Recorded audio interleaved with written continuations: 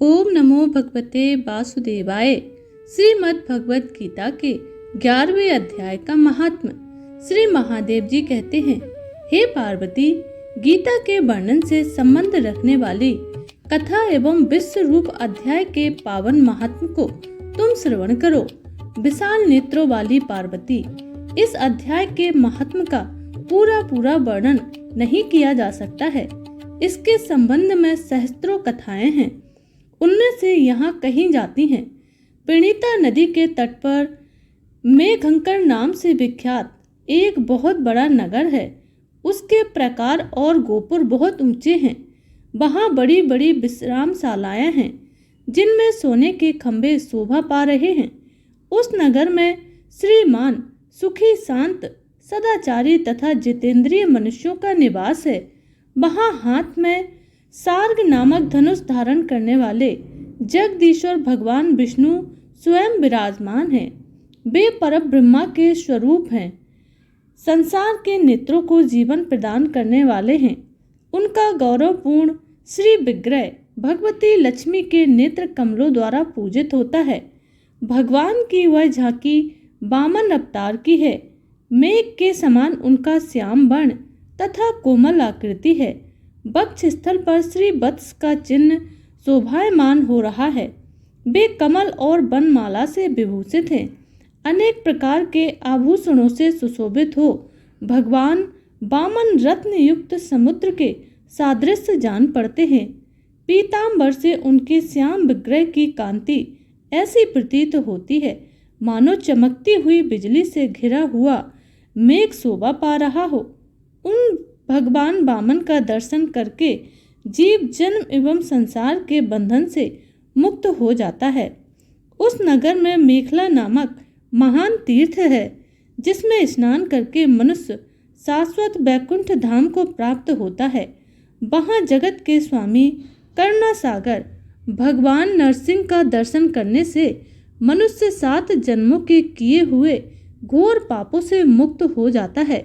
जो मनुष्य मेखला में गणेश जी का दर्शन करता है, वह सदा दुस्तर विघ्नों को भी पार कर जाता है। उसी मेघंकर नगर में कोई श्रेष्ठ ब्राह्मण थे, जो ब्रह्मचारी परायण, ममता और अहंकार से रहित, वेद शास्त्रों के ज्ञाता, जितेंद्रिय तथा भगवान वासुदेव के शरणागत थे। उनका नाम सुनंद था। हे प्रिय, वे सार्ग धनुष धारण करने वाले भगवान के पास गीता के 11वें अध्याय विश्व रूप दर्शन योग का पाठ किया करते थे। उस अध्याय के प्रभाव से उन्हें ब्रह्म ज्ञान की प्राप्ति हो गई थी। परमानंद संदोह से पूर्ण उत्तम ज्ञानमयी समाधि के द्वारा इंद्रियों के अंतर्मुख हो जाने के कारण वे निश्चल स्थिति को प्राप्त हो गए थे तथा सदा जीवन मुक्त योगी की स्थिति में रहते थे। एक समय जब बृहस्पति सिंह राशि पर स्थित थे, महायोगी सुनंद ने गोदावरी तीर्थ की यात्रा आरंभ की।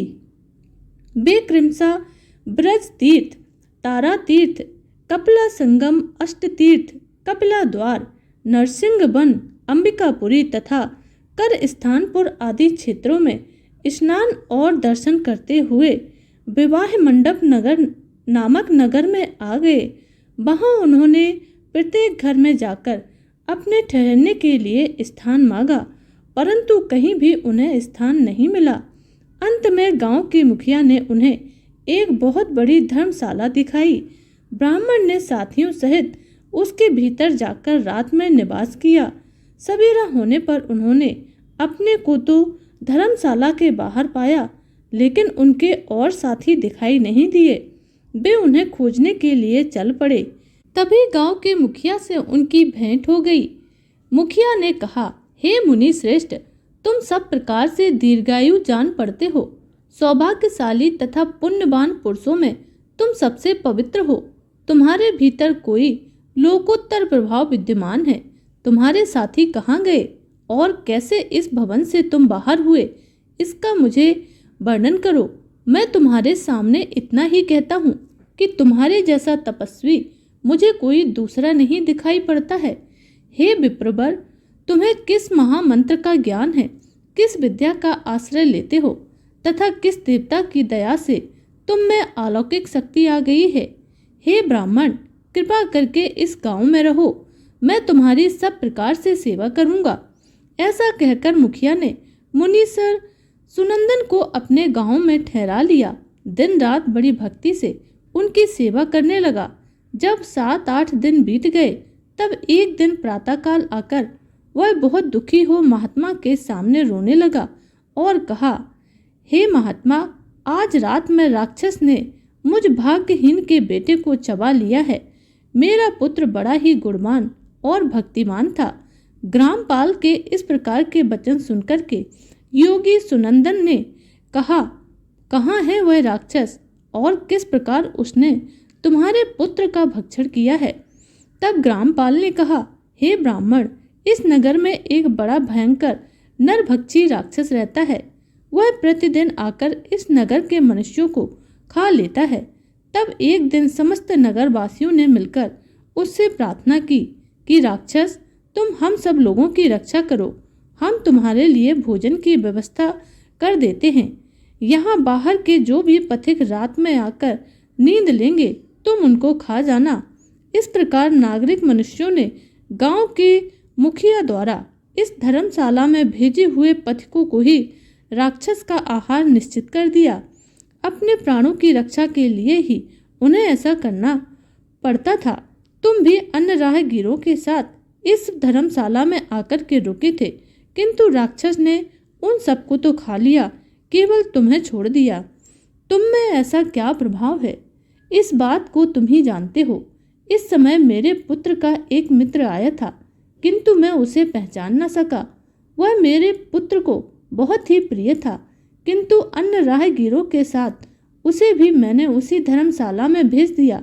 मेरे पुत्र ने जब सुना कि मेरा मित्र भी उस धर्मशाला में प्रवेश कर गया है, तब वह उसे वहां से ले जाने के लिए आया था, परंतु राक्षस ने उसे भी खा लिया। आज सवेरे मैंने बहुत दुखी होकर उस निशाचर से पूछा कि अरे दुष्टात्मा, तूने रात में मेरे पुत्र को क्यों खा लिया? तुम्हारे पेट में पड़ा हुआ मेरा पुत्र जिससे जीवित हो सके, ऐसा कोई उपाय हो तो बताओ। तब राक्षस ने कहा, ग्रामपाल, धर्मशाला के भीतर घुसे हुए तुम्हारे पुत्र को ना जानने के कारण मैंने भक्षण कर लिया है। अन्य पथिकों के साथ तुम्हारा पुत्र भी अनजाने में ही मेरा ग्रास बन गया है।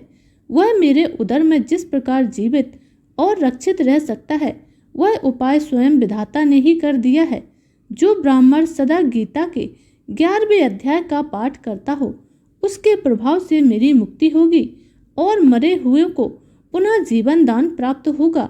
यहाँ कोई ब्राह्मण रहते हैं जिनको मैंने एक दिन धर्मशाला के बाहर कर दिया था। वे निरंतर गीता के 11वें अध्याय का जाप किया करते थे।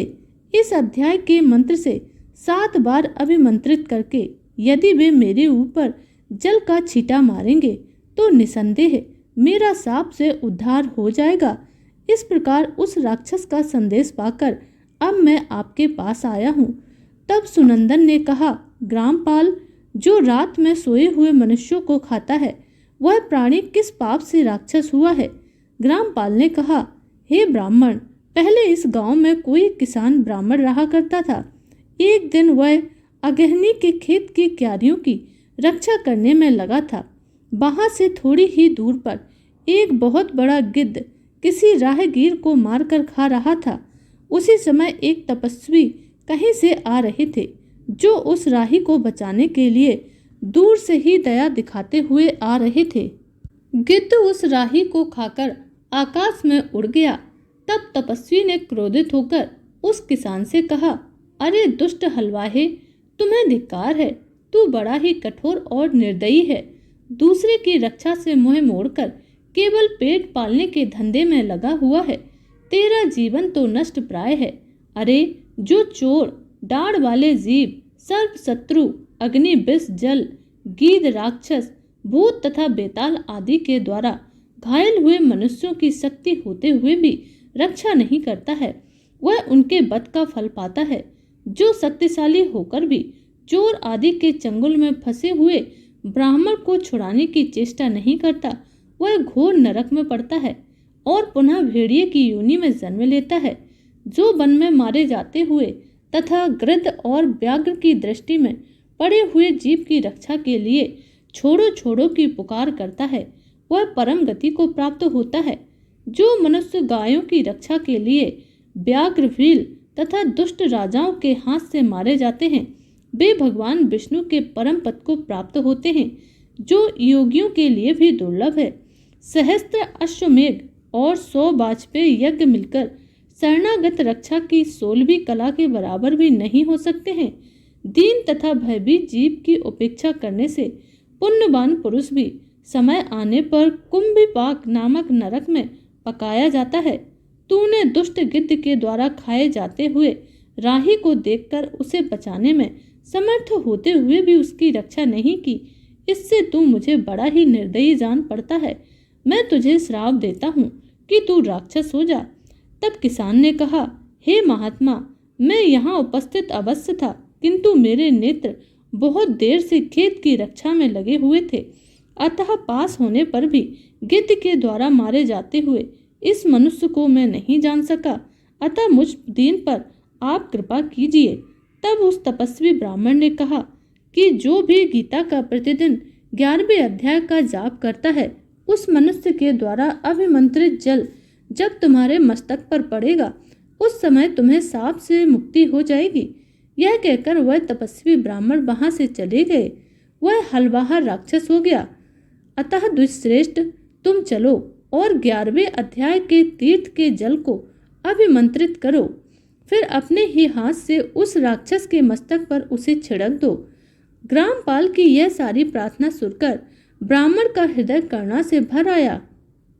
उन्होंने कहा, चलो हम तुम्हारे साथ चलते हैं।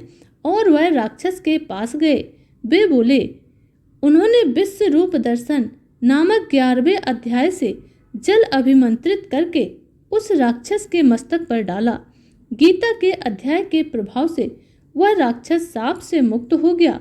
उसने राक्षस का देह परित्याग करके चतुर्भुज रूप धारण कर लिया तथा उसने जिन सहस्त्रों पथकों का भक्षण किया था, वे भी शंख चक्र एवं गदा धारण किए चतुर्भुज रूप हो गए। तत्पश्चात वे सभी विमान पर आरूढ़ हो गए।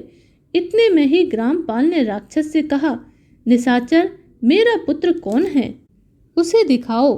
तब राक्षस ने कहा, ये जो तमाल के समान श्याम वर्ण, 4 भुजाधारी, माणिक्यमय मुकुट से सुशोभित तथा दिव्य मणियों से बने हुए कुंडलों से अलंकृत है, हार पहनने के कारण जिनके कंधे मनोहर प्रतीत हो रहे हैं, जो सोने के भुजबंदों से विभूषित, कमल के समान नेत्र वाले, स्नग्ध रूप तथा हाथ में कमल लिए हुए हैं और दिव्य विमान पर बैठकर देवत्व को प्राप्त हो चुके हैं, इन्हीं को तुम अपना पुत्र मानो। यह सुनकर ग्रामपाल ने उसी रूप में अपने पुत्र को देखा और उसे अपने घर ले जाना चाहा। यह देख उसका पुत्र हंस पड़ा और इस प्रकार कहने लगा, ग्रामपाल, कई बार तुम भी मेरे पुत्र हो चुके हो।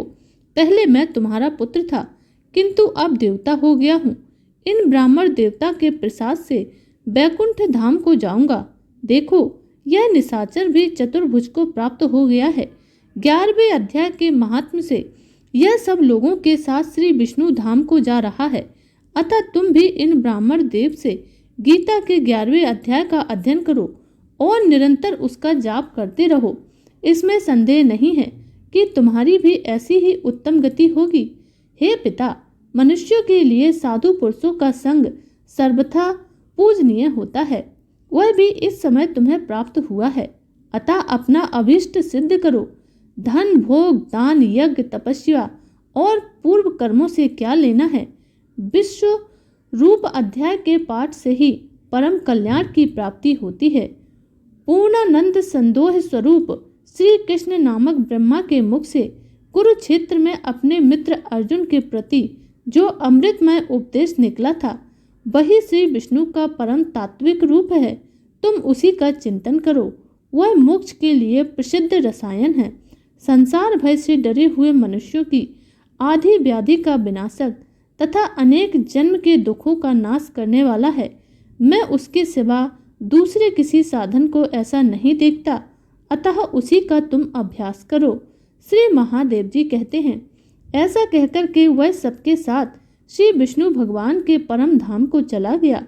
तब ग्रामपाल ने ब्राह्मण के मुख से उस अध्याय को पढ़ा। फिर वे दोनों ही उसके महात्म से विष्णु धाम को प्राप्त हुए। हे पार्वती, इस प्रकार तुम्हें 11वें अध्याय की महात्म कथा मैंने सुनाई है। इसके श्रवण मात्र से ही महान पातकों का नाश हो जाता है। तो बोलिए भगवान विष्णु की जय।